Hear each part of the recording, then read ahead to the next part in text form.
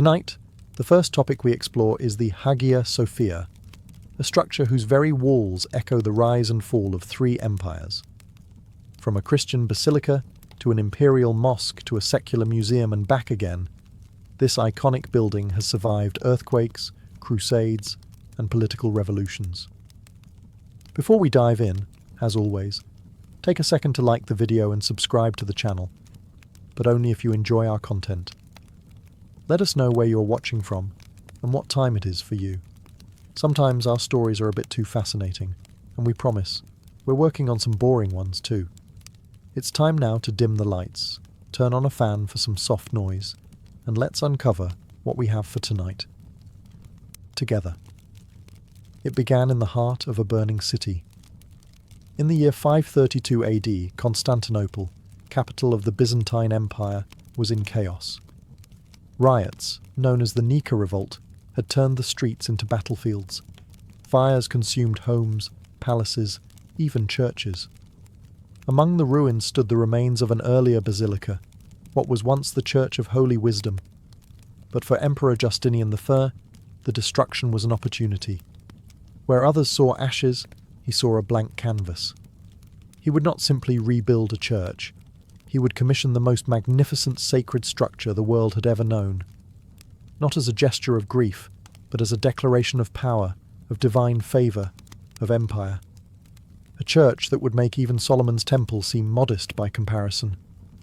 And so he turned to two men, Anthemius of Tralles and Isidore of Miletus. Not architects in the modern sense, but a mathematician and a physicist. Innovators, visionaries.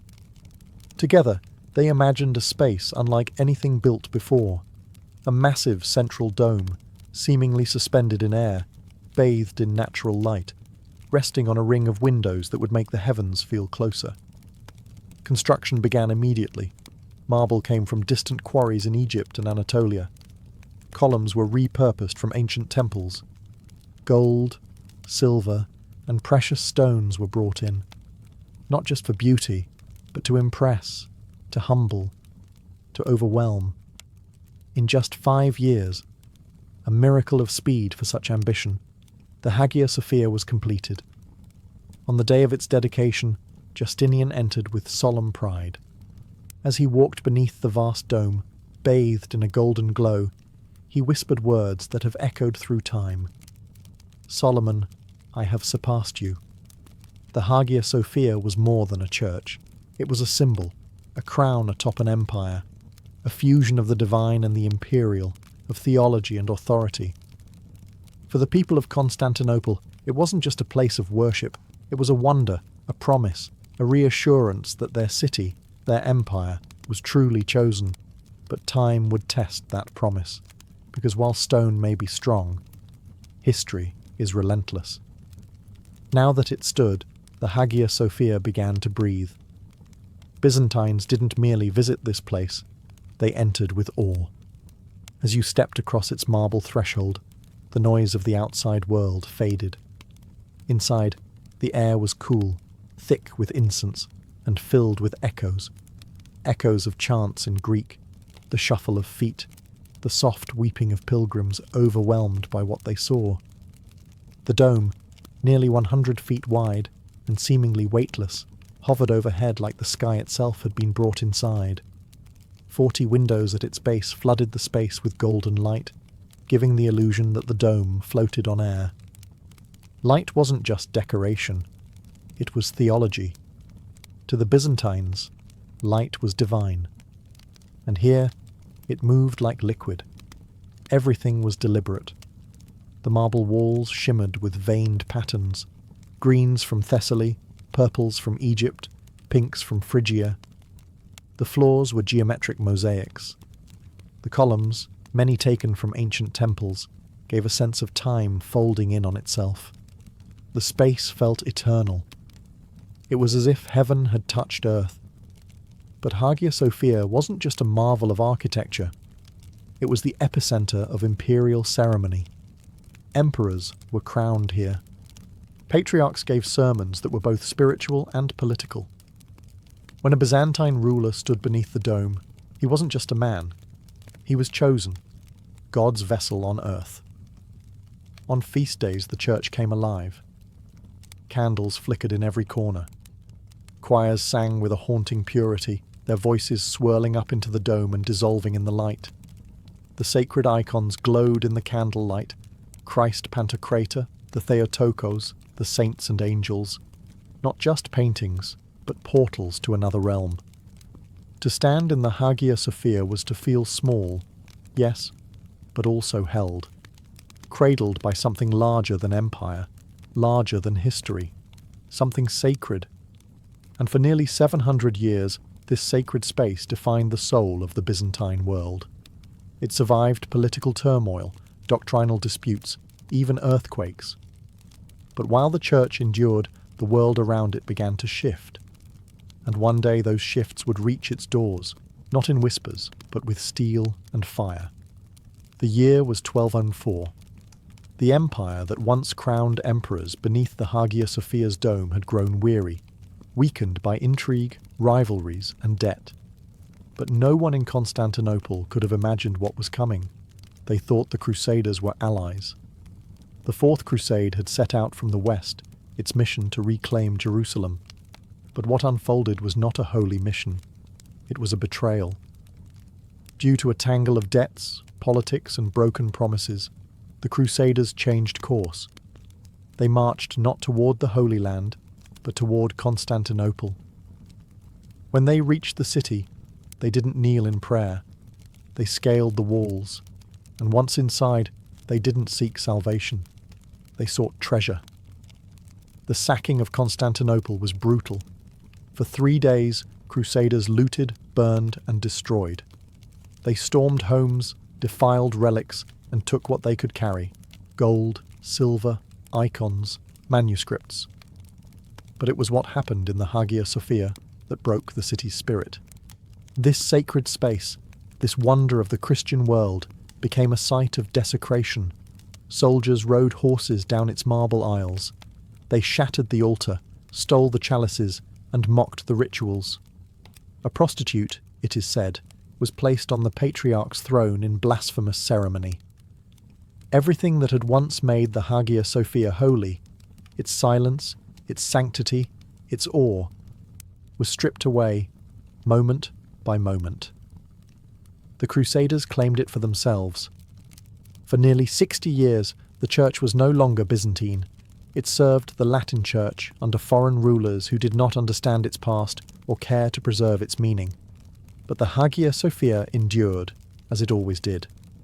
In 1261, the Byzantines retook their city. They re-entered their wounded cathedral, its sacred walls scarred by violence and neglect. Slowly, they began to restore it, not just in stone, but in spirit. The golden mosaics were uncovered. The chants returned. But something had changed. The empire had been humiliated, its trust broken, its jewel defiled. The Hagia Sophia still stood, but now it carried a new shadow, a memory not of glory, but of betrayal. And while it had withstood this storm, the next one would come from the east, and it would not be turned away. The sky above Constantinople was quiet in the spring of 1453, but the ground trembled with the footsteps of an advancing army. Sultan Mehmed II, just 21 years old, had come to claim the city for the Ottoman Empire. He brought with him something the ancient walls had never faced before: gunpowder. Day after day, massive cannons roared against the stone defences. Smoke blackened the skies. Inside the walls, hope grew thin, and when the final breach came, it came like a flood.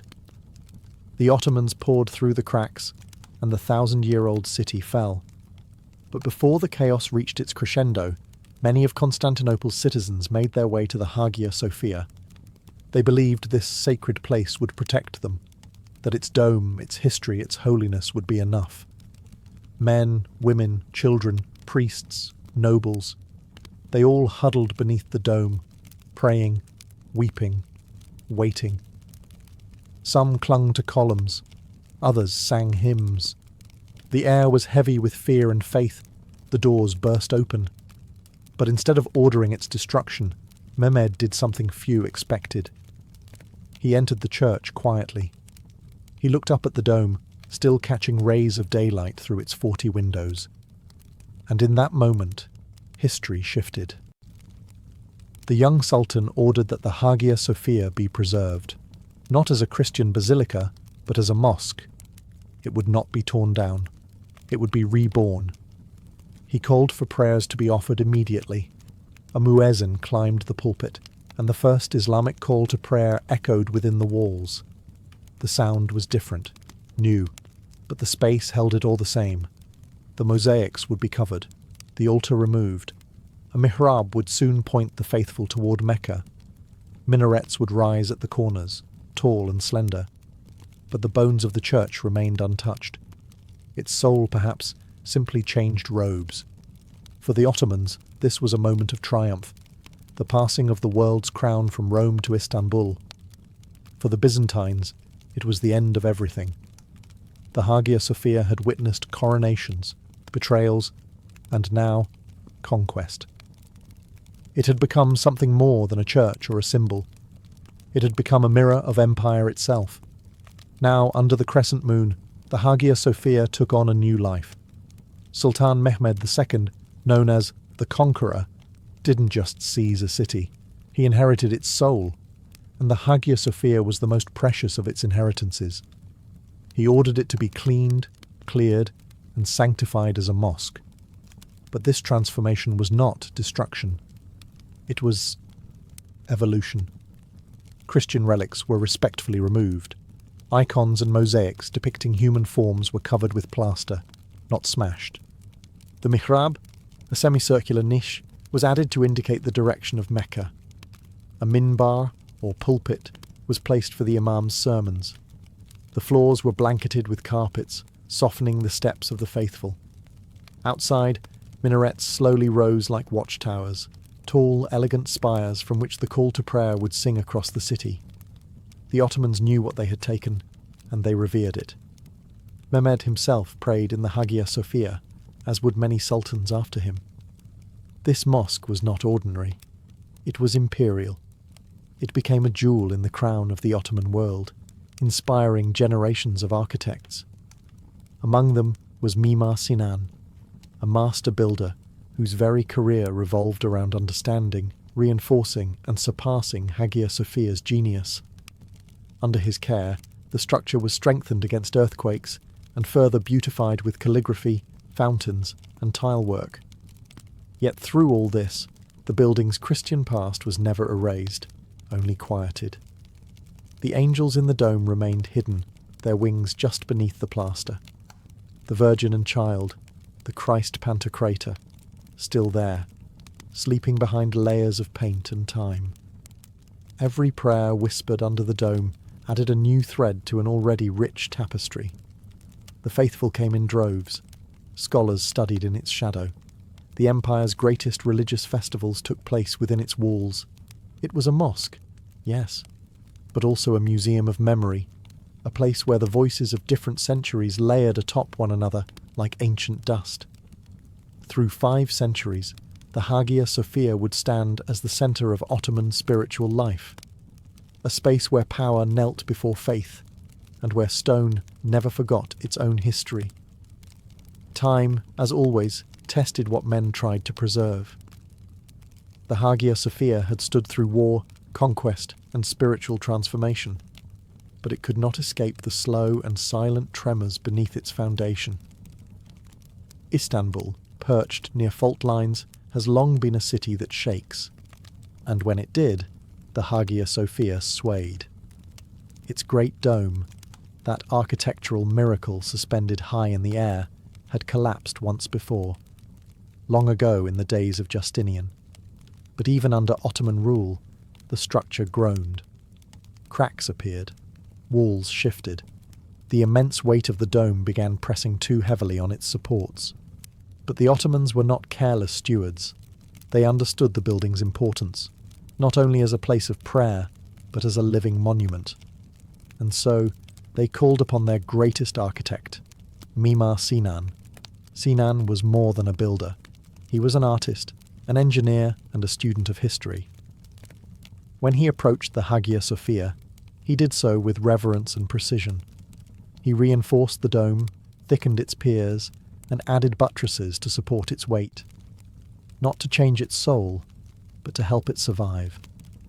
He studied its original Byzantine techniques and improved upon them. He didn't erase the past. He stabilized it. Because Sinan understood something few did. The Hagia Sophia wasn't just a structure. It was a conversation across centuries, and it deserved to keep speaking. Through his efforts, and those of later restorers, the Hagia Sophia withstood storms, earthquakes, and the wear of daily life. It never fell, and it never stopped drawing eyes upward. Foreign travellers who entered the mosque during the 17th and 18th centuries wrote of their awe. Even after visiting the grand mosques of the Ottoman world, many designed by Sinan himself, they found the Hagia Sophia different. Quieter, older, wiser. It had seen so much, carried so many prayers, watched as empires changed names, languages, gods, and still, it stood. Cracks may have crept across its dome, the colours may have faded, but the light still filtered down through those 40 windows, just as it had for over 1,000 years. The building remained silent, but never asleep. By the dawn of the 20th century, the world around the Hagia Sophia had changed again. The Ottoman Empire, once vast and powerful, was fading into history. A new nation was rising from its ashes, the Republic of Turkey, and with it came new ideas, new values, and a bold vision for the future. Mustafa Kemal Ataturk, the founder of this republic, looked at the Hagia Sophia not just as a place of worship, but as a symbol caught between worlds. To him, it represented both the weight of the past and the potential for a new identity. In 1935, he made a radical decision, one that would echo across continents. The Hagia Sophia would become a museum, not a church, not a mosque, but a neutral space, a place where the layers of history could coexist, visible and undisturbed. For the first time in nearly 1,400 years, it would belong to no one faith, but to all of humanity. Restorers began to peel away the layers of plaster that had long hidden the Christian mosaics. Bit by bit, forgotten faces emerged. The Virgin Mary, Christ Pantocrator, the archangels, their expressions soft, almost dreamlike. They had waited patiently in the dark for centuries. And yet, the Islamic elements remained too. The great medallions with the names of Allah, the Prophet Muhammad, and the early caliphs still hung high on the walls. The Arabic calligraphy, elegant and flowing, shared space with the golden halos of saints. For visitors, it was unlike anything else in the world. You could stand beneath the dome and see both a cross and a crescent. You could feel the passage of empires in every stone. It was no longer just a sacred space. It had become a mirror, reflecting the complexity of belief, power, and memory. Tourists arrived from around the world. Scholars wrote books. Artists found inspiration in its symmetry and its scars. And through it all, the Hagia Sophia stood still, not frozen, but calm, watching, remembering. In silence, it told its story, not one of division, but of layers, not of ownership, but of continuity. And for a time, that silence was enough. Silence, though peaceful, never lasts forever. In July of 2020, after decades as a museum, the Hagia Sophia once again stood at the heart of a global conversation. Turkey's highest court ruled that its 1935 conversion into a museum had been unlawful. Within hours, the government announced that the Hagia Sophia would return to its role as a mosque. It was not the first time this space had changed, but the world, now more connected than ever, felt the shift deeply. Some saw it as a revival, a return to tradition, to faith, to history. Others feared it was a retreat from secular ideals, a step backward in a fragile balance between past and present. But the Hagia Sophia, as always, stood quietly at the centre, untouched by noise, carrying the weight of both celebration and sorrow. The changes were made with reverence. Large carpets were laid to cover the marble floors during prayer. The mosaics depicting Christian figures were gently veiled during services, using soft, non-damaging methods. No chisels, no paint, just cloth, light, and respect. And when prayers echoed once more beneath the dome, they blended with 1,000 years of memory. The call to prayer rang out from minarets that had watched over the city since the 15th century. Inside, the space filled with breath, with whispers, with devotion. But it did not close its doors. Visitors still came, from every country, every background. They marvelled at the dome, the mosaics, the calligraphy, the sense of awe that seemed to cling to the air.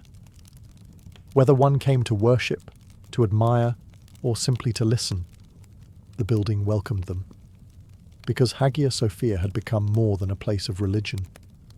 It had become a symbol of endurance, a structure that had never crumbled, not under siege, not under politics, not under the shifting tides of belief. Its strength was not just architectural, it was spiritual, a resilience not of stone, but of meaning. In that moment, it was not just a mosque, not just a museum, and not just a church. It was all of them, and none of them, at once. As night falls over Istanbul, and the lights of the city flicker on like stars reborn, the Hagia Sophia still stands, unmoved, unshaken, unbroken. It has seen emperors crowned and dynasties fall. It has echoed with the songs of choirs, the chants of imams, the gasps of tourists, and the hushed awe of wandering souls. It has held silence when words would not do. It has been sacred to the many, and yet belonged to no one entirely. That is what makes it extraordinary. For over 1,500 years it has stood at the crossroads of civilizations. Greek, Roman, Byzantine, Ottoman, Turkish, Christian and Muslim, East and West. And in every era, it was never just a building. It was a mirror, reflecting the hopes, fears, victories and scars of each generation that touched it. Step beneath its dome, and you step into history's bloodstream. You'll feel it in the cool marble under your feet, in the light that spills from high windows like liquid gold, in the quiet breath of space so vast it humbles the heart. You'll feel it in the tension between what is seen and what is hidden. The mosaics asleep behind curtains, the calligraphy still watching from the walls. The Hagia Sophia doesn't speak with words. It speaks with time. It teaches that identity is layered, not fixed. That beauty can be born from both reverence and ruin. That the sacred does not belong to one people or language. It belongs to those who choose to see it. And perhaps that is why it still matters. Because in a world that moves too fast, that forgets too easily, there is comfort in knowing that some things still stand. That the same dome which once looked down on Justinian, Mehmed, Ataturk, and millions of anonymous souls still looks down tonight, unchanged, watching, remembering. It is not just old, it is alive. So, as you drift into sleep tonight, imagine standing beneath that dome. No noise, just breath, just light. The Hagia Sophia doesn't ask to be understood, only witnessed, and perhaps, quietly, loved. Charles Darwin was born on February 12, 1809, in Shrewsbury, England, into a family of wealth, intellect and expectation. His father was a respected doctor.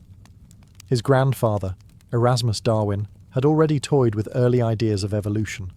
Ideas, however, that Charles would not yet understand. As a boy, Charles wasn't exceptional by academic standards. In fact, he struggled with traditional schooling.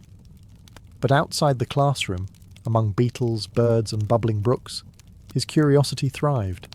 He collected shells, dissected insects, wondered about fossils. Nature fascinated him far more than Latin grammar ever could. When he was 16, his father sent him to study medicine at the University of Edinburgh, hoping his son would follow in his footsteps.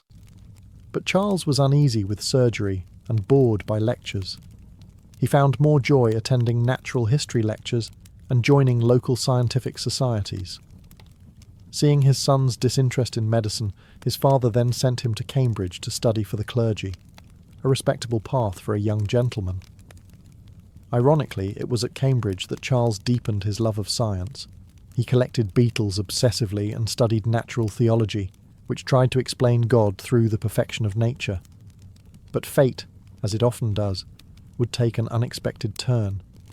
It arrived in the form of a letter, offering Charles a place aboard a naval ship about to journey around the world. He wasn't the first choice. He was young, inexperienced, and unsure of himself. But Charles Darwin said yes. That decision, quiet, almost hesitant, would change not only his life, but the entire way we understand life on Earth. In December 1831, the HMS Beagle set sail from Plymouth, with a young Charles Darwin aboard as the ship's naturalist. The voyage was meant to last 2 years. It stretched into 5. The Beagle's mission was to chart the coasts of South America. But for Darwin, it became something far more personal, a journey into the unknown corners of nature and of thought. He observed, recorded, and collected specimens with tireless dedication. From barnacles and birds to rocks and fossils, everything fascinated him. He filled notebooks with sketches and thoughts. He sent crates of samples back to England. He watched the land, the creatures, and the people with quiet intensity. South America revealed nature's diversity. In Brazil, he marvelled at the rainforest. In Argentina, he studied fossils of massive extinct mammals, strangely similar to modern ones. The patterns whispered questions he couldn't yet answer. And then came the Galapagos. The islands looked barren at first, but they were rich with mystery. Each island had finches, similar, yet not quite the same. Tortoises with differently shaped shells. These weren't random differences. They hinted at adaptation, at change, at something far deeper. Darwin collected without fully understanding. He didn't yet know that these birds and beasts would haunt him for years, but they stayed with him, in his mind, in his journals. The voyage continued through Tahiti, Australia, and Africa. He encountered earthquakes, volcanoes, and tribal cultures. He saw how nature shaped people, and how people, in turn, shaped the land. He saw life as connected, not static, but shifting, always responding. When the Beagle finally returned in 1836, Darwin was no longer the same man. He came back not just with collections, but with questions. And the world he thought he knew no longer made perfect sense. When Darwin returned to England in 1836, he was only 27, but already carrying the weight of something profound. His cabinets were full of specimens. His notebooks were dense with observations. But buried among the feathers, bones, and fossils was a question that quietly unsettled him. Why did species vary so slightly from island to island? Why did extinct animals so closely resemble the living ones in the same regions? Most scientists of the time believed that species were fixed, created once, unchanged forever. But Darwin had seen too much. Change was everywhere. Variation was not the exception. It was the rule. Still, he said nothing publicly. For now, he focused on sorting, organising, and publishing his findings. His work on geology and barnacles earned him respect in scientific circles. He became a quiet, constant presence, not flamboyant, not outspoken, but trusted. And while he wrote about rocks and reefs, a storm was forming in his mind. He began to read widely.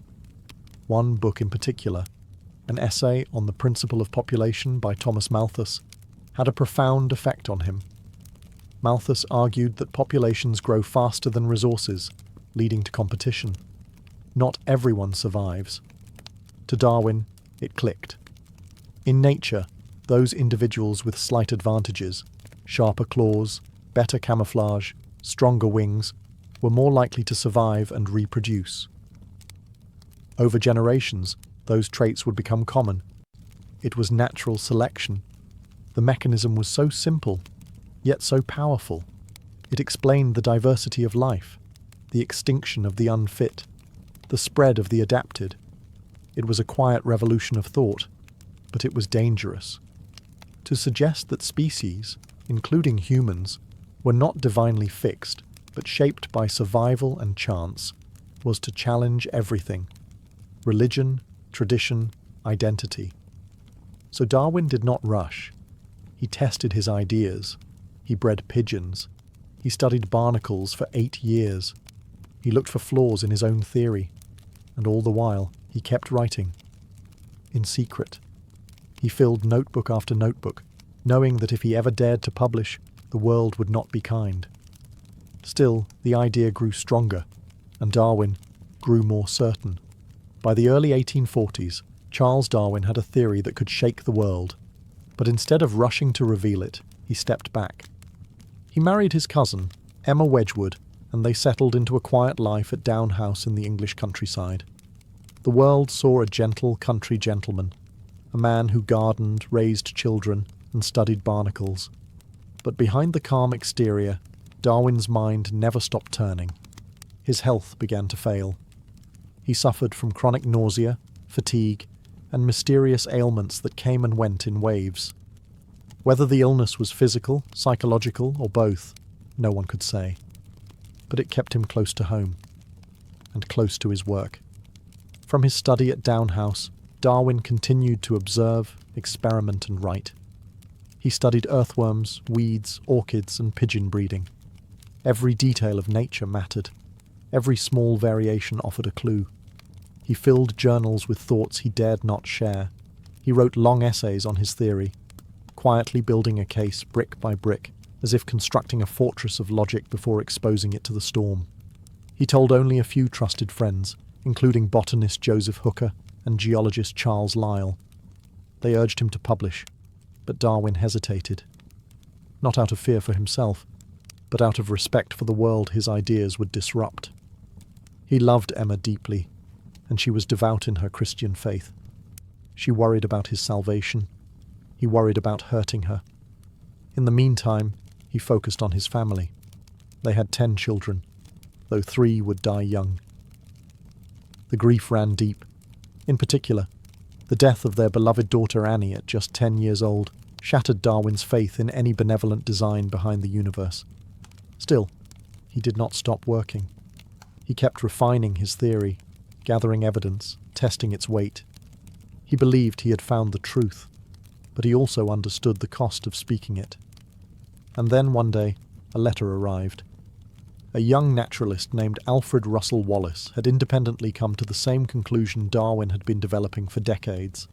Suddenly, time was up. The idea could no longer remain a secret. It was June 1858 when the letter arrived.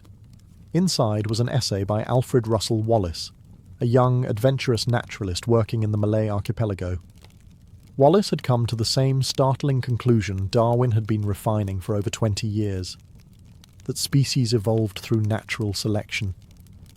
Darwin was stunned. His life's work, the idea he had guarded so carefully, now lived in someone else's hands too. And Wallace, unaware of Darwin's long labour, was preparing to publish. Darwin's friends, Charles Lyell and Joseph Hooker, urged him to act. They arranged a joint presentation of both men's findings at the Linnean Society in London in July 1858. It was a quiet event. Few attendees grasped its importance. But Darwin knew what it meant. His time had come.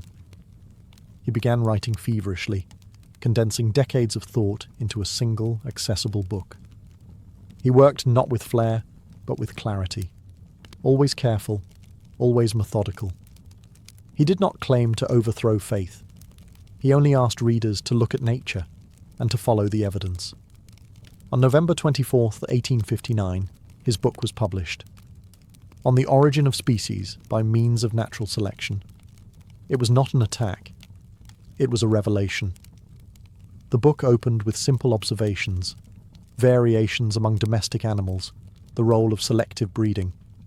Then it expanded outward, revealing a quiet, vast mechanism by which life changed, generation by generation.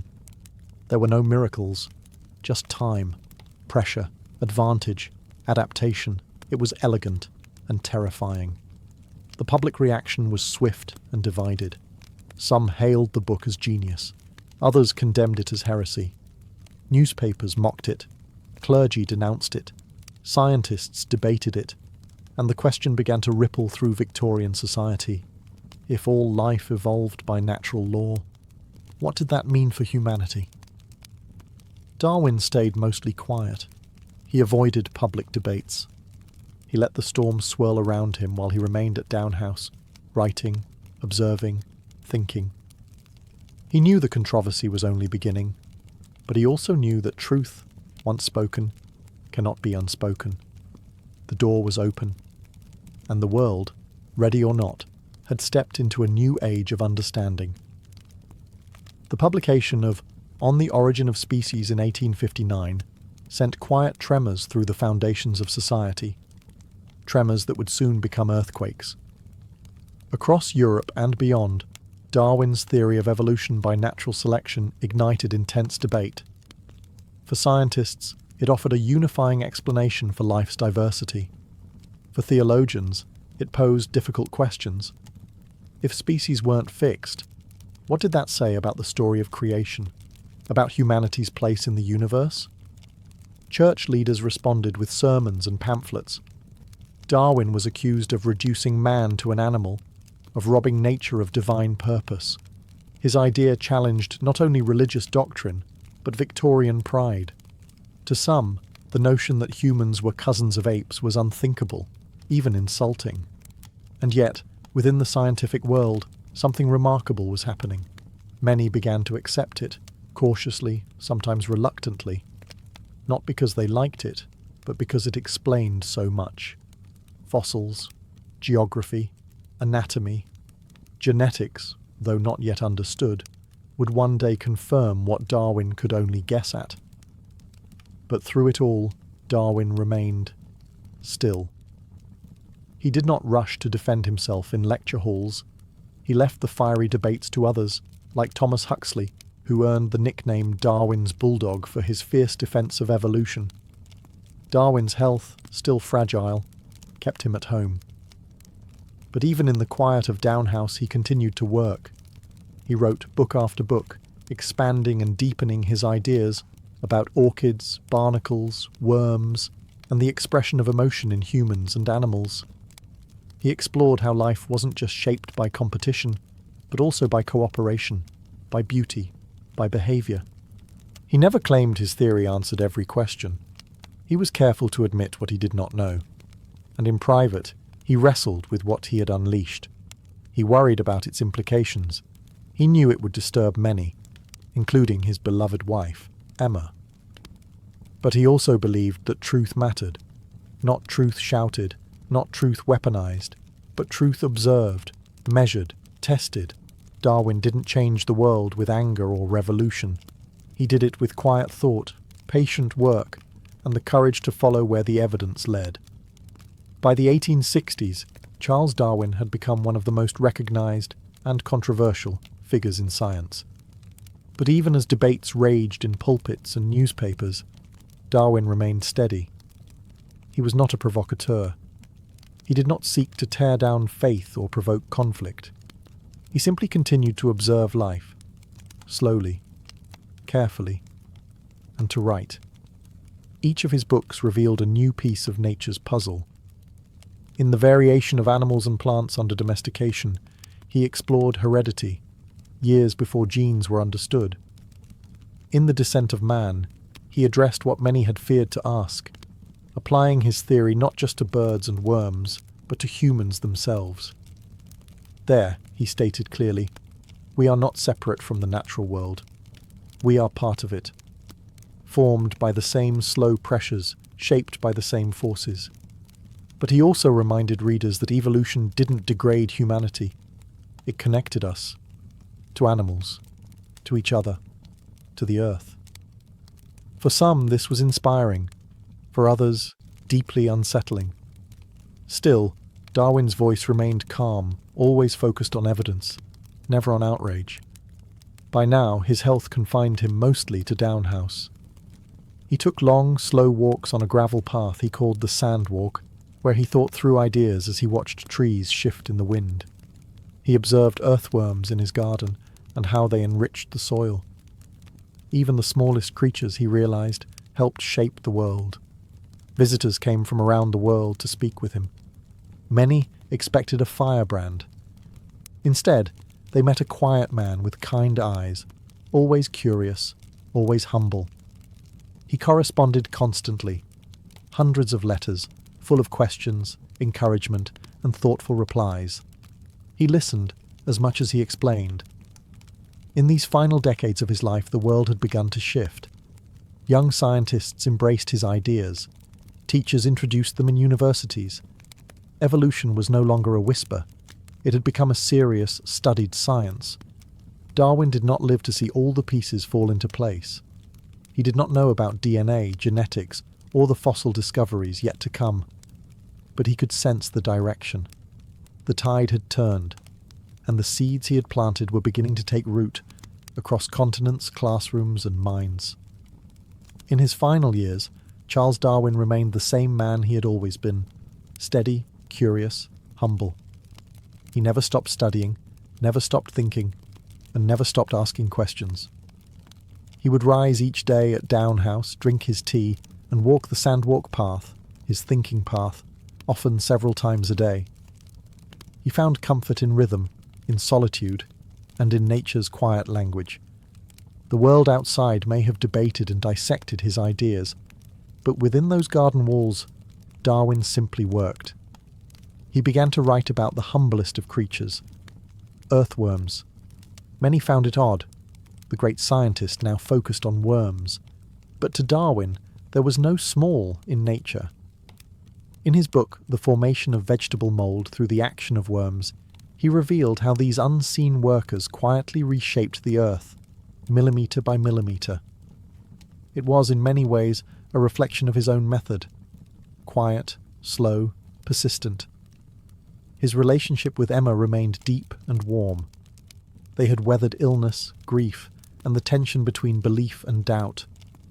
Though they differed in spiritual views, they shared love, respect, and a home filled with books, letters, and laughter from children and grandchildren. Darwin rarely spoke publicly, but his writings travelled further than he ever had, across Europe, into the Americas, and beyond. His face appeared in caricatures and journals. School children began to learn his name. His books were translated, his ideas debated in distant languages. And yet, he never saw himself as a hero or a rebel. He wrote plainly, never seeking grandeur. Even as his theories became the backbone of modern biology, Darwin often described himself as a slow thinker, someone who needed time, repetition, and careful thought. In April 1882, after years of fragile health, Charles Darwin quietly passed away at the age of 73.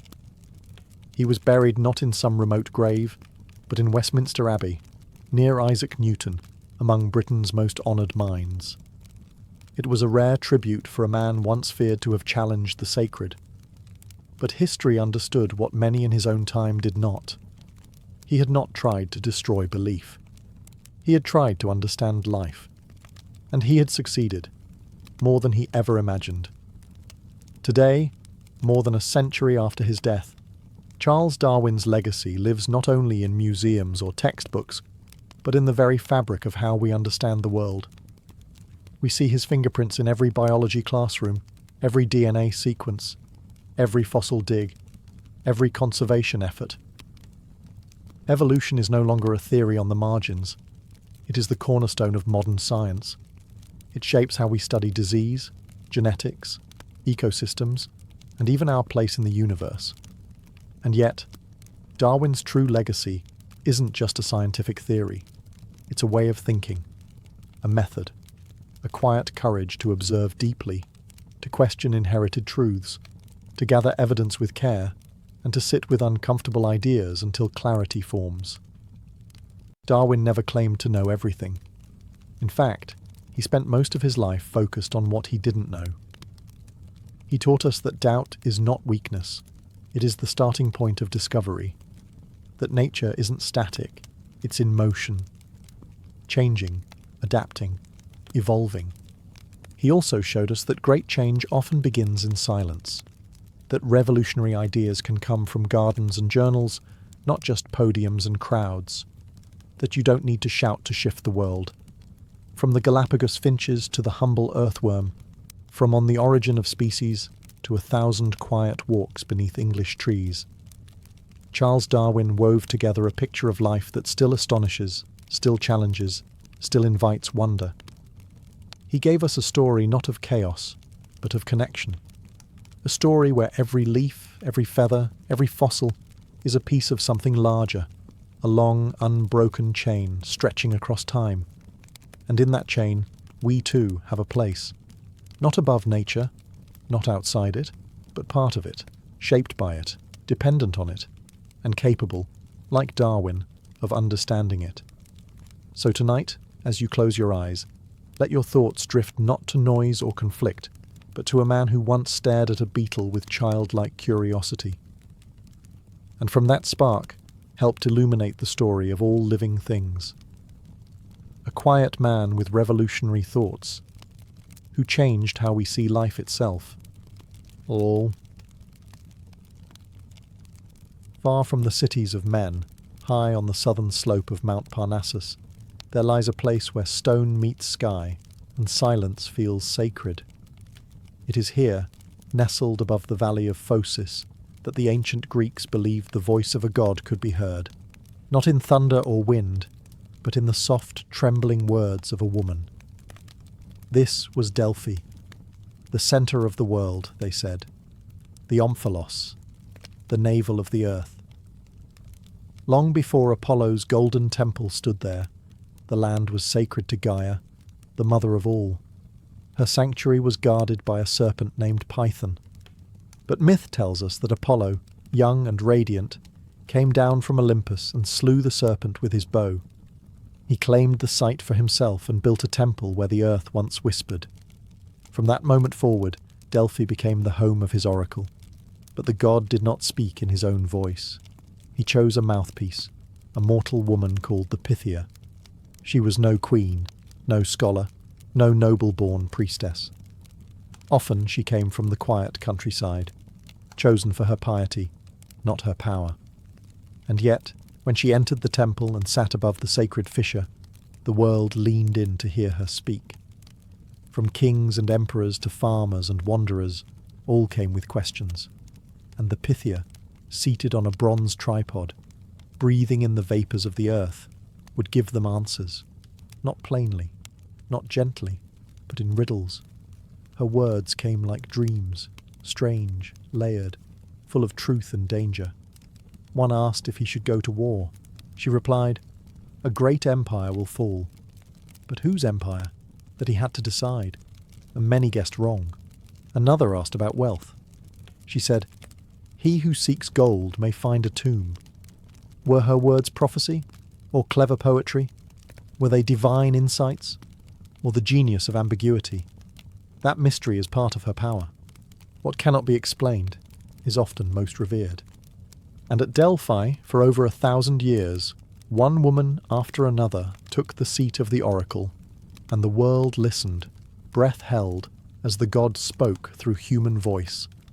To become the oracle of Delphi was not a path of ambition. It was a calling, quiet, sacred, and irreversible. The woman chosen as the Pythia was not draped in gold or worshipped as a goddess. She was respected, certainly, but her power was not her own. She was a vessel, a bridge between the human and the divine, and before she ever spoke a single word of prophecy, she underwent rituals that stripped away ego and identity. In the earliest days, the Pythia was a young virgin, thought to be pure in the eyes of the gods, closer to spiritual truth. But one tale tells of a Thessalian man who came seeking a prophecy, and upon seeing the young oracle, abducted her. It was a warning, a fracture in the veil between mortal and divine. From then on, the role was reserved for older women, often widows, drawn from simple village life, with no family or ambition to distract them from the god's voice. Once chosen, she lived apart from the world. She bathed in the sacred Castalian spring to cleanse herself, both in body and spirit. She fasted, meditated, and dressed in plain white robes. There was no crown, no throne, just stillness. On the appointed days, usually the 7th of each month, Apollo's sacred number, she would enter the adyton, the inner sanctum beneath the temple. There, the earth breathed through a narrow fissure in the rock, and the air was heavy with mystery. She sat on a 3-legged stool, a tripod, directly above the chasm. Laurel leaves burned in a nearby brazier, and a bowl of holy water sat beside her. Some accounts say she chewed laurel, or drank from the spring. Others describe the rising vapours, perhaps from volcanic gases, that induced her trance. And then something shifted. Her breath grew deep. Her posture changed. Her voice trembled, speaking in strange rhythms, disconnected from ordinary speech. Attendants, male priests called prophets, stood nearby to interpret her words, shaping them into answers for the waiting petitioners. But the message was hers alone. In that moment, the woman was gone. Only the oracle remained. From distant islands, across treacherous mountains, and through the dusty plains of the Mediterranean world, they came. Pilgrims, warriors, politicians, and poets, all seeking a glimpse of the future from the oracle of Delphi. No one came casually. To consult the Pythia was a sacred act, one that required time, money, and reverence. Before approaching the temple, each visitor performed rituals of purification, bathing in the Castalian spring, offering sacrifices at Apollo's altar, and paying tribute to the sanctuary. Even then, not everyone could be heard. Only certain days were open for prophecy, and the waiting list could stretch for months. But for those who were granted an audience, the moment was profound. Kings came before launching wars. Generals sought assurance before crossing borders. City-states debated alliances, treaties, and laws based on her words. Even Socrates, the father of Western philosophy, was said to have visited. When asked if anyone was wiser than he, the oracle replied, "No one." Socrates, puzzled, spent his life testing the meaning of that answer. The Pythia rarely gave yes or no responses. Her utterances came in riddles, poetic, multi-layered, impossible to grasp fully in the moment. But that was the beauty of it. Her answers required reflection. They did not direct, they revealed. Croesus, the wealthy king of Lydia, famously asked whether he should attack the Persians. The oracle replied, "If you cross the river, a great empire will fall." Encouraged, Croesus attacked, and lost. It was his own empire that fell.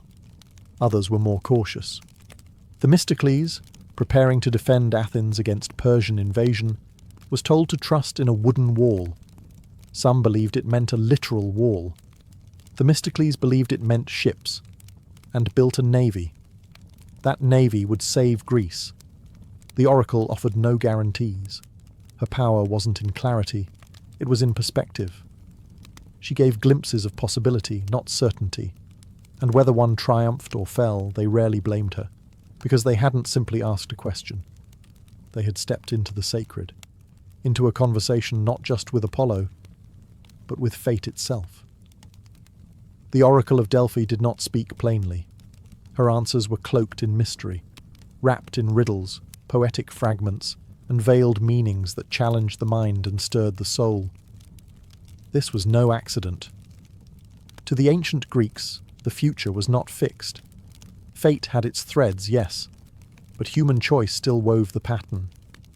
The gods, it was believed, offered glimpses, not maps, and the oracle's riddles reflected this divine ambiguity. She might say, "The bull falls when the eagle flies," or "A crown will rust in the shadow of a mountain." To the seeker, these words could feel maddening.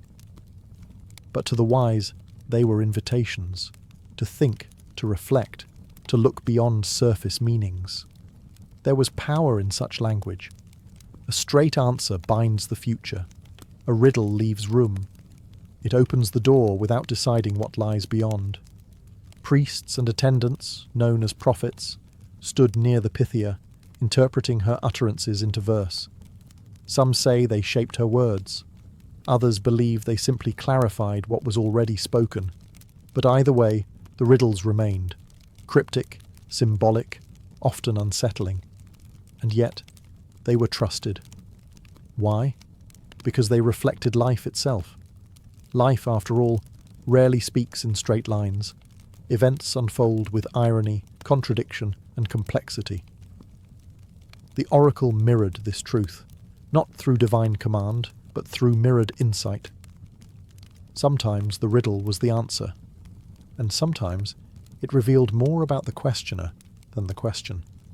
There were those who left Delphi confused, even angry, but more often visitors left in awe, not because they understood, but because they had been seen. The oracle, in her trance, spoke something raw, something ancient, and even when her words were misunderstood, they stayed with people, haunting them, guiding them, changing them. For over 1,000 years, her riddles echoed across Greece and beyond. They shaped empires, launched journeys, and gave voice to the invisible forces of destiny. And still today, long after her temple crumbled, her way of speaking remains. Mysterious, elusive, reflective, not telling us what to do, but reminding us to ask why we want to do it at all. For centuries, the power of the Oracle of Delphi was accepted without question. But beneath the temple, both literally and metaphorically, there were secrets, ones that modern minds have tried to unravel. What truly happened in that inner chamber? What caused the Pythia's trance? Was it purely spiritual, or was there something else? Something physical, chemical, even geological? Ancient sources mention vapors, sweet-smelling gases rising from a chasm beneath the temple. The Pythia was said to inhale them before entering her altered state. For a long time, scholars dismissed this as myth. They believed there was no chasm, no gas, no scientific explanation, only theatre and ritual. But then, the earth began to speak again. In the 1990s, geologists studying the ruins discovered that the temple sat at the intersection of two fault lines. These faults released gases from underground, including ethylene, a compound known to cause mild euphoria, altered consciousness, and even hallucinations in high doses. The ancient stories, it turned out, may have been more than symbolic. The sanctuary's natural setting, the gentle tremble of the earth, the scent of strange gases, the echoing silence of the chamber, likely contributed to the Pythia's trance. She wasn't pretending. She was entering a real, altered state, shaped by both the spirit and the earth itself. But that doesn't make her any less remarkable. The trance, the riddles, the wisdom, they were not accidents of geology. They were part of a tradition, a spiritual language shaped by centuries of reverence, ritual, and human experience. The Pythia trained her body and mind. She fasted, prayed, purified herself. She didn't just breathe the earth, she listened to it. And around her, a network of priests and attendants preserved the temple's sanctity, maintained its rituals, and ensured that the mystery endured. Whether they fully understood the gases or not, they protected the illusion, or perhaps the reality, that this place was a doorway between worlds.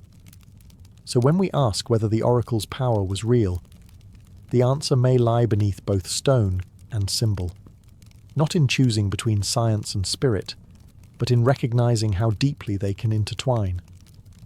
While the Oracle of Delphi was draped in the language of the divine, her influence extended far beyond the temple's marble columns. She did not merely guide the faithful, she shaped the fate of city-states, influenced political alliances, and whispered into the very heartbeat of ancient power. Delphi was sacred ground, yes, but it was also strategic. Nestled between rival regions, It became a neutral sanctuary where politics and prophecy could coexist. Leaders did not just come to seek truth. They came to seek advantage. And the oracle, knowingly or not, gave them both. The priests who served alongside the Pythia were not oblivious to politics. They knew the stakes of a king's question, the weight of a general's request. And while the Pythia spoke in trance, it's likely that the questions were carefully managed, the audience meticulously curated, and the interpretations subtly shaped. There were times when the oracle's messages aligned closely with the interests of Delphi itself, protecting its independence, favouring its allies, or maintaining its delicate status among powerful neighbours. Some historians suggest that, at times, the oracle's ambiguity was no accident. It was a diplomatic tool. In a world where open opinion could spark war, a veiled riddle could preserve peace. Consider the city-state of Sparta. The Spartans consulted the oracle before nearly every major decision, and often the answers affirmed their path. Was it divine approval, or an understanding that a strong Sparta meant stability? Even the great Persian invasion of Greece was foretold at Delphi. When Athenians asked the oracle what to do, she warned them their city would fall. But with further pleading, she gave a second prophecy, telling them to trust in a wooden wall. That phrase, interpreted as a fleet of ships, led to the naval victory at Salamis and the salvation of Greece. Was it Apollo's wisdom, or the careful foresight of people who understood both heaven and earth? Either way, the oracle endured because she adapted. Her riddles floated between the divine and the diplomatic, the sacred and the strategic. And through it all, people kept listening, not just for truth, but for advantage, delivered in verse. For more than 1,000 years, the oracle of Delphi guided kings and commoners alike. But no voice, no matter how divine, echoes forever. The decline of the oracle did not come all at once. It came in shadows, slow, creeping changes that dimmed the light of Delphi century by century. First came the weakening of Greek city-states. As Athens, Sparta, and Thebes rose and fell, so too did the flow of wealth and offerings to the sanctuary. Delphi had once been adorned with treasuries, filled with gold, ivory, and gifts from across the known world. These tributes funded the temple, the priesthood, and the sacred games held in Apollo's honour. But wars changed everything. The rise of Rome brought a new rhythm to the region, one that honoured its gods, not Apollo. Although early Roman leaders still respected the oracle and even consulted her, the political centre of gravity shifted westward. Rome was pragmatic, its empire vast, and Delphi, once the navel of the earth, began to feel peripheral. By the 2nd century AD, fewer visitors came. The rituals continued, but the crowds thinned. The Pythia's voice, once heard by empires, now echoed in a quieter chamber. And then came the final blow. In the 4th century, the Roman Empire embraced Christianity. With Emperor Theodosius III, pagan temples were shut, and ancient rituals were outlawed. The oracle, a symbol of the old gods, could no longer speak. Apollo's voice, once carried through the breath of a mortal woman, was silenced by decree. The temple crumbled, the statues fell, and the sacred spring flowed unnoticed. No longer a place of prophecy, Delphi faded into ruin. The mountains remained, the stones remained, but the people were gone. What had once been the meeting point of gods and mortals became a quiet memory, one covered in earth and forgotten by time. But not entirely, because memory lives in stories, and the oracle's riddles, the myths of her visions, the awe she inspired, those things endured, passed from scroll to whisper, from scholar to poet. And though her temple fell to silence, the question of what she truly was still lingers, unanswered. Though the oracle's voice fell silent, her influence never vanished. Long after her temple crumbled, the idea of the Pythia, the woman who spoke for the gods, lingered in the imagination of poets, philosophers, and seekers of truth. Her riddles may have faded from the stone walls of Delphi, but they found new homes in books, in classrooms, and in the minds of those still drawn to mystery. The ancients had believed she channeled Apollo, but to later generations, she became something more symbolic, a metaphor for human insight, for intuition, for the thin space between knowledge and wonder. In the Renaissance, when Europe rediscovered the texts of Greece and Rome, scholars once again read of the oracle's power. Artists painted her in golden robes, surrounded by fire and smoke. Thinkers admired her restraint, the way she did not claim to command the future, only to glimpse its shadow. And even in the age of science, when myth was replaced by method, the oracle remained relevant. Scientists and historians, curious about the true source of her trances, examined Delphi's geography, searched for gas emissions, and pieced together the rituals of the past. Their findings only deepened the story. It turned out the ancient descriptions weren't all fantasy. Delphi did sit upon a fault line. Sweet-smelling gases may have risen from underground. Her trances may have had a geological cause. But rather than disproving the mystery, this revelation made it feel more profound. The earth itself, perhaps, had spoken through her. In modern literature and psychology, too, the oracle became a symbol, not just of prediction, but of introspection. Carl Jung saw prophecy as a reflection of the unconscious mind. The Pythia, he believed, didn't reveal fate. She revealed the hidden self. And so, her legend endured. Not because she foretold the future, but because she helped people ask the right questions. Today, tourists walk among the stones of Delphi. The temple is gone, the spring still flows, and the mountain wind still hums softly through the ruins. Some say if you close your eyes, you can still hear her. Not words, perhaps, just a presence, a reminder that truth does not always shout.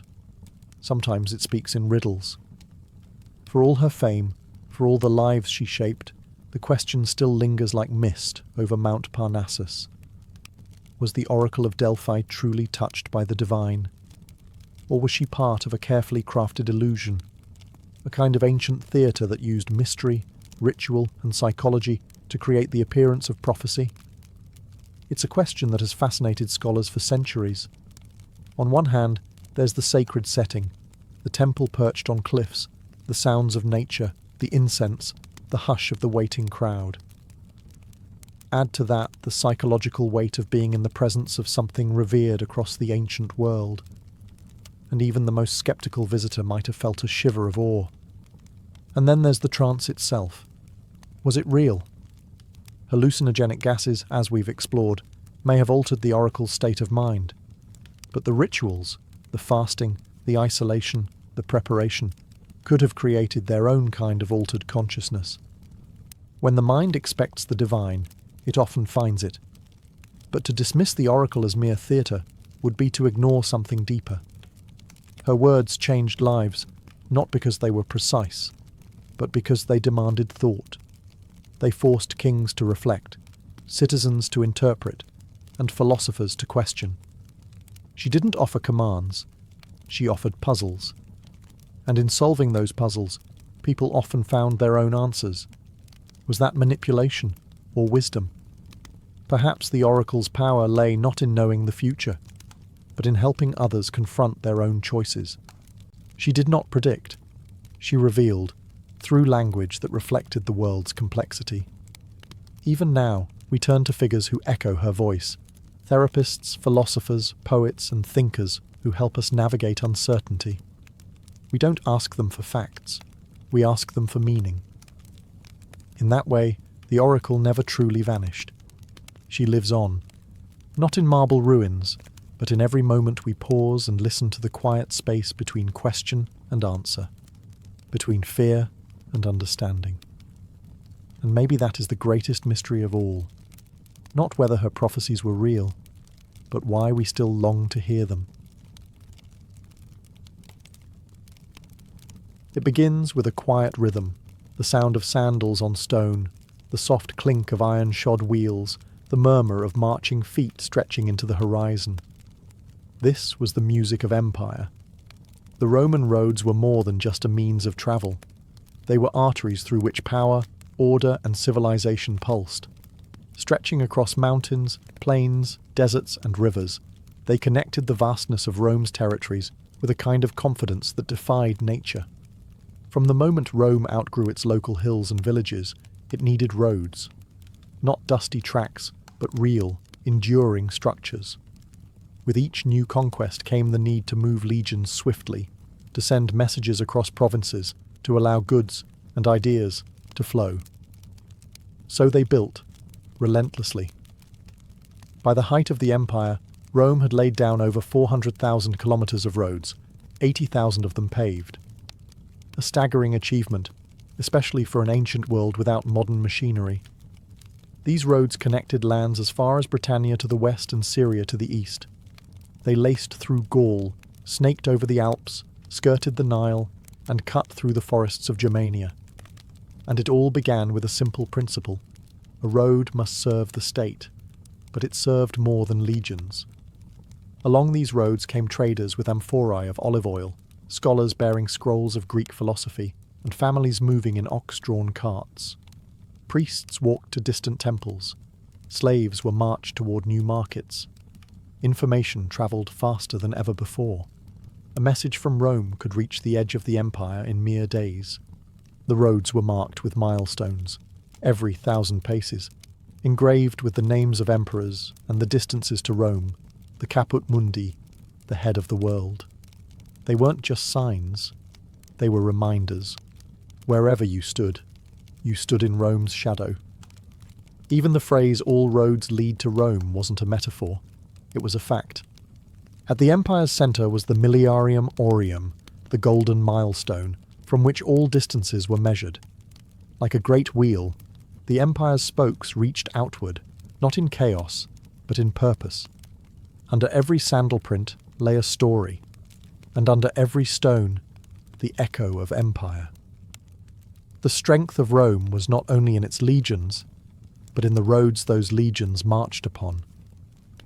To the Romans, building a road was not a matter of convenience. It was a strategy, a statement, a legacy etched into the land. Each road began with precision. Surveyors, known as agrimensores, used simple yet effective tools, the groma, the chorobates, to measure straight lines, angles, and elevation. The Romans didn't just follow the land, they challenged it. Hills were cut through, valleys were filled. If a river blocked the path, they built a bridge. If a marsh stood in their way, they drained it or raised a causeway. Once a path was planned, the real labour began. First, a deep trench was dug, often over 1 metre deep. This became the fossa, the foundation. Large stones were laid at the bottom to provide strength. On top of that came layers of gravel, crushed rock, and lime mortar, each compressed with care. The final layer was summum dorsum, paving stones, flat and tightly fitted, often made of basalt or other durable rock. These roads weren't just flat. They were slightly crowned in the centre and sloped at the edges to allow water to run off. Ditches were carved along the sides, and drainage channels ensured that the road would not erode or flood. It was overbuilding, by modern standards. But the Romans weren't building for a generation. They were building for eternity. The work was often carried out by soldiers, especially in newly conquered regions. Road building wasn't punishment. It was part of the discipline of Rome. A legion that could build a road could also build a fort, a bridge, a siege machine. Engineering was part of Roman identity, and mile after mile the network expanded. With each stone laid, Rome extended its reach, not just militarily, but culturally. Roads brought Latin to the provinces. They brought Roman law, Roman trade, Roman customs. They were the threads in the empire's great tapestry. Even today, in parts of Europe and North Africa, Roman roads remain, visible beneath modern highways, their stones worn but intact, unbroken, unbent, still holding the weight of history. Of all the roads that stretched from the heart of Rome, one was revered above the rest, the Via Appia, or the Appian Way. Its story begins in 312 BCE, when Appius Claudius Caecus, a Roman censor, commissioned a direct route from Rome to Capua in southern Italy. It was a bold idea. No one had yet dared to cut such a path through the landscape, but Appius was not known for caution. He was known for vision, and the road that bore his name would become one of the greatest engineering feats of the ancient world. The Via Appia was built for speed, for military necessity, but it became so much more. Over time, it extended all the way to Brundisium, a key port facing Greece.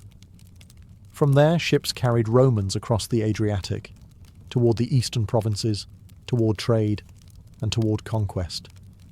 What made the Appian Way extraordinary was not just its reach, but its durability. It was straight, firm, and designed to endure centuries. The surface was paved with large interlocking stones so tight that the wheels of carts barely left a trace. Even in rain, the road shed water quickly, allowing travel to continue. But it wasn't just a road. It was a corridor of memory. Lining the Via Appia were tombs, mausoleums, and monuments, reminders that even in death, Romans wanted to lie near the lifeblood of the empire. To be buried along the Appian Way was to remain close to history, to movement, to Rome itself. Famous events echoed along its length. Spartacus and his followers were crucified along the Via Appia after their failed revolt, their bodies stretched for miles, a grim warning to all who dared challenge Rome. Centuries later, early Christians would walk the same road to catacombs and hidden worship, carving a different kind of memory into the stones. Today, the Appian Way still survives, parts of it preserved near Rome, quiet under the cypress trees. You can walk where legions marched, where traders bartered, where poets dreamed. It is not just a road. It is a story made of stone, still leading forward, still speaking of the empire that dared to build forever. Every Roman road carried two truths, one in armour, the other in olive branches. On one hand, they were weapons. Built with military precision, Roman roads allowed legions to march with speed and purpose. In times of war, soldiers could travel 20 miles a day, crossing provinces in weeks instead of months. Reinforcements could arrive swiftly. Rebels could be crushed before they gained strength. Roads made the Roman army not only powerful, but present, everywhere. But once the fighting ended, the roads remained. And with them came peace. Merchants followed the soldiers, their carts filled with pottery, wine, spices, and grain. Traders moved between towns. Artisans and labourers travelled to where their skills were needed. These roads became veins not only of iron and discipline, but of silk, oil, and silver. They were also paths for ideas. Languages spread. Religious beliefs moved. Roman law and customs took root in distant corners of the empire. Where once there had been scattered tribes, the roads stitched together something new, a connected, Romanized world. Along the roads, posting stations were established, called mutationes for changing horses, and mansions for rest and lodging. Official couriers, known as the cursus publicus, used these stations to carry messages, scrolls, and imperial commands at remarkable speeds. Messages could travel from Rome to the edge of Gaul in days, a network of information faster than the world would see again for centuries. But the roads weren't just for the empire's needs. Ordinary people used them too. Pilgrims journeyed to sacred sites. Families moved to new towns. Retired soldiers resettled in colonies across the empire. The roads became part of daily life, dusty, worn, but trusted. And with each footfall, the Roman world became smaller. A man in Britannia could follow a road that would one day reach Jerusalem. A grain shipment from Egypt could be carted inland to Gaul. The roads ignored geography, culture, and language. They created something larger than tribe or town. They created belonging. War may have carved them, but peace is what filled them. As Rome expanded beyond Italy, the roads followed, or rather, led the way. Each newly conquered province needed more than governors and taxes. It needed connection, unity. roads became the threads that wove the distant parts of the empire into a single, beating system.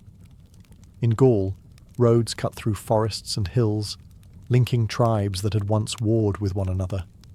In Britannia, the Romans laid stone across wetlands and moors, building straight through rugged land.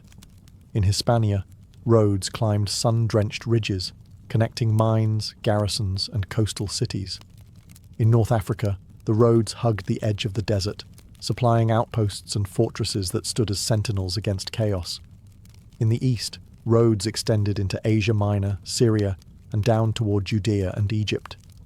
Ancient lands older than Rome itself, now laced with Roman stone. Every province had its own voice, its own customs. But with roads came a shared rhythm, a Roman cadence. Taxes flowed more easily, troops moved quickly, and trade flourished. Olive oil from Hispania, glassware from Syria, papyrus from Egypt, wine from Gaul, all passed along the same arteries. These roads weren't just strategic, they were symbolic. They told the provinces, you are part of something greater.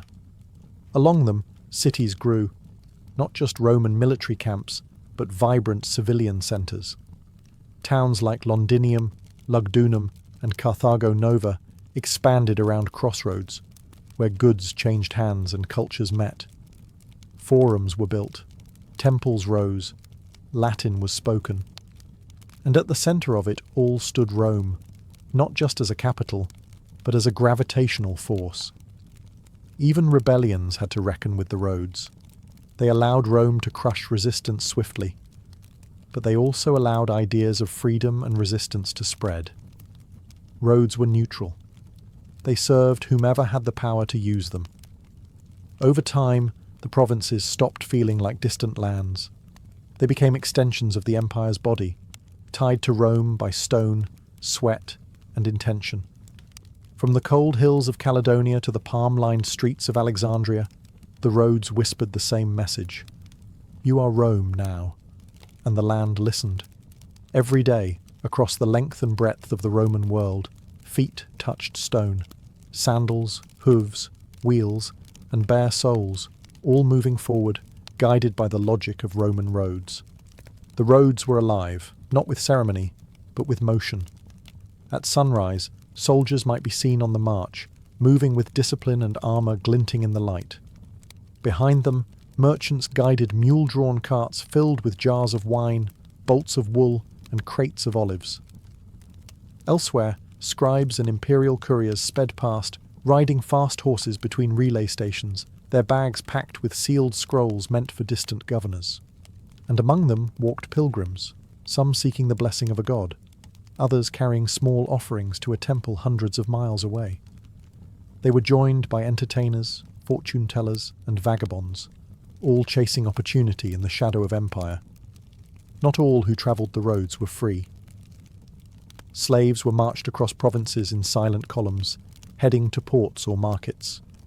Prisoners, chained and weary, walked alongside their conquerors. The roads did not judge. They simply bore the weight of every story. There were inns along the way, known as mansions or corponae, offering bread, wine, and a place to rest. Travellers gathered there, trading news, gossip, and sometimes lies. Maps were rare, so roads were remembered through stories, a bend here, a sacred grove there, a shrine where the road forks.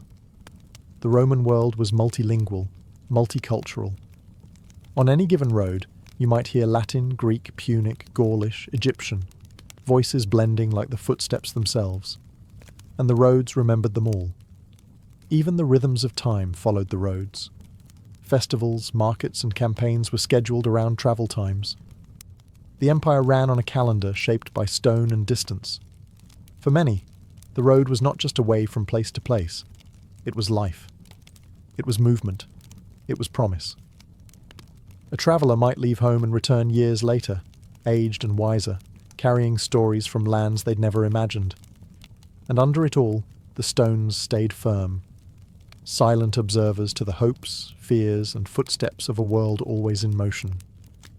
Even the strongest roads must one day feel the weight of time. As the centuries passed, the unity of Rome began to unravel.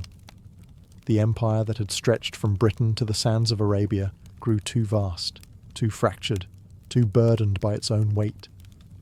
And though the roads remained, the silence that began to fall across them told a different story. Trade slowed. Garrisons were abandoned. Frontier towns grew quiet. The once busy cursus publicus, Rome's official postal service, faltered as provinces broke away. Governors declared independence, and barbarians pressed at the borders.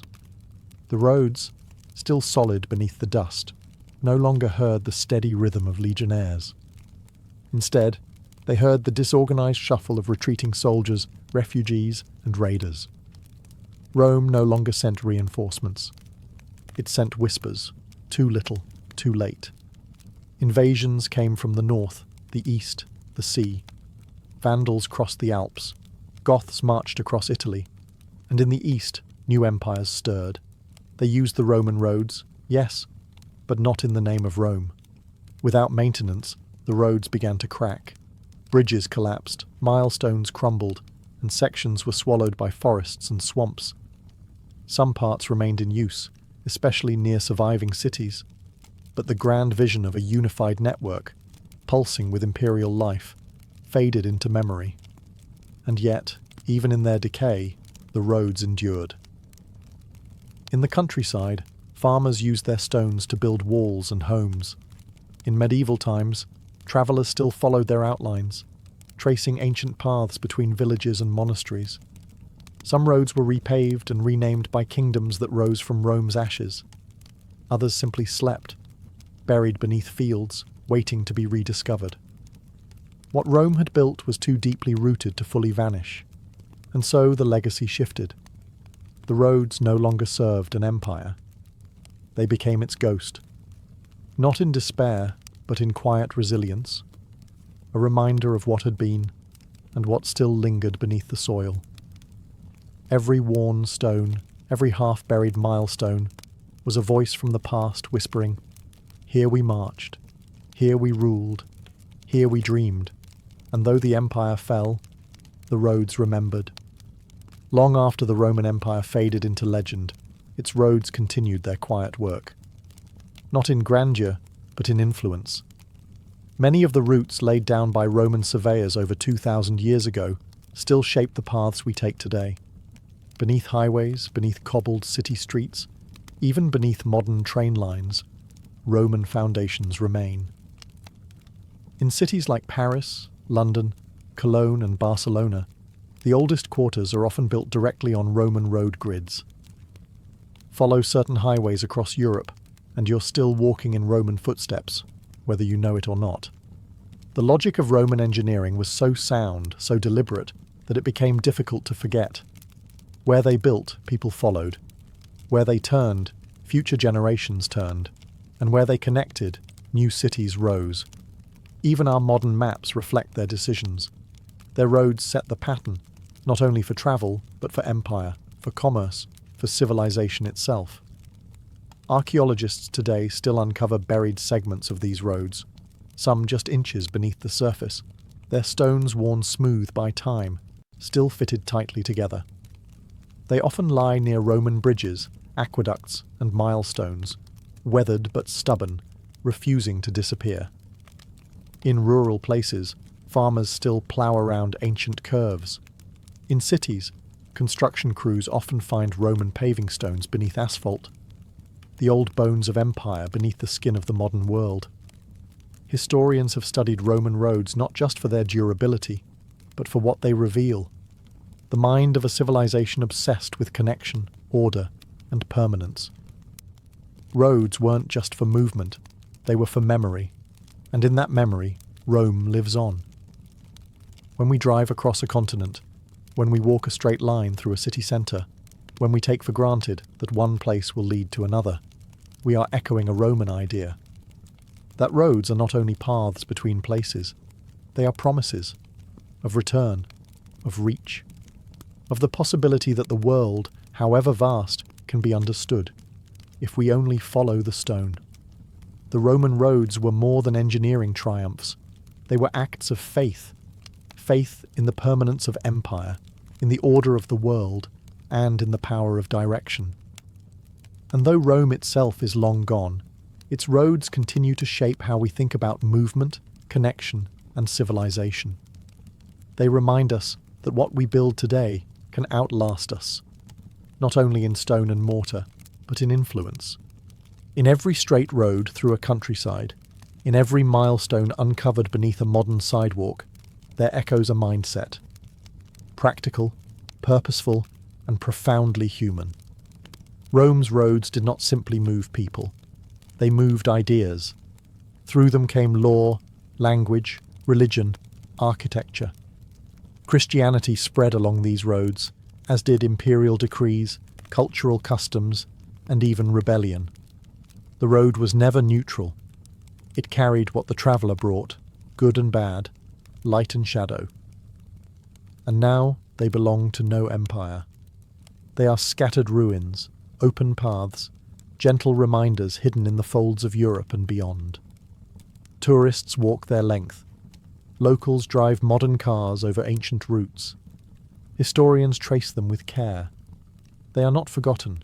They are absorbed, still part of the living world. Even today, when we say all roads lead to Rome, we mean more than geography. We mean influence. We mean reach. We mean that the world, vast and chaotic as it may seem, is still bound together by paths someone dared to lay. And perhaps that's the truest lesson the Roman roads leave behind. That great civilizations are not remembered only for their conquests or their collapse, but for the things they quietly leave beneath our feet. The roads that endure, the stones that remain, the maps we still draw upon. In the hush of the countryside, where a stretch of ancient paving lies half buried in grass, you can still pause and hear it, the echo of sandals, the rattle of wheels, the hum of 1,000 forgotten voices headed somewhere, always forward. The Roman roads may no longer conquer the world, but they still connect it.